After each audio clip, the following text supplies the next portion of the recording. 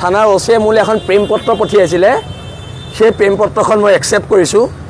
আৰু তেওঁ প্ৰেম পত্ৰৰ উত্তৰ দিবলৈ মই এতিয়া দুলীয়াজান গৈ আছোঁ খুব সম্ভৱ মোক ৰাস্তাতে অসম আৰক্ষীয়ে গ্ৰেপ্তাৰ কৰিব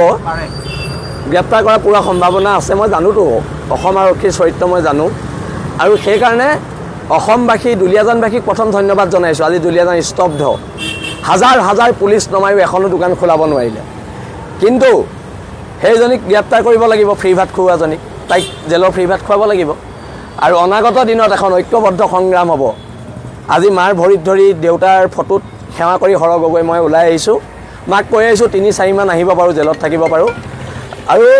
এটা কথা স্পষ্ট বীৰ লাচিত সেনাৰ সৈনিক আৰু শৃংখল চলিয়াই ঘাঁহ নেখায়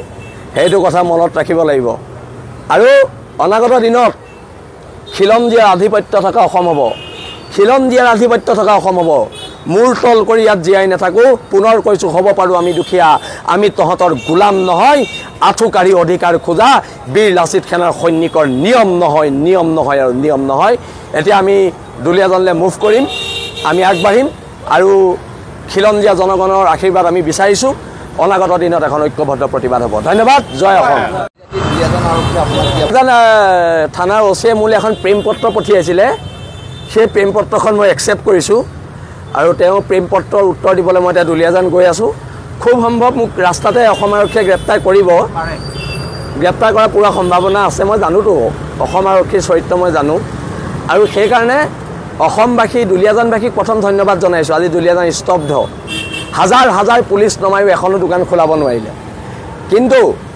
সেইজনীক গ্ৰেপ্তাৰ কৰিব লাগিব ফ্ৰী ভাত খুওৱাজনীক তাইক জেলৰ ফ্ৰী ভাত খুৱাব লাগিব আৰু অনাগত দিনত এখন ঐক্যবদ্ধ সংগ্ৰাম হ'ব আজি মাৰ ভৰিত ধৰি দেউতাৰ ফটোত সেৱা কৰি হৰ গগৈ মই ওলাই আহিছোঁ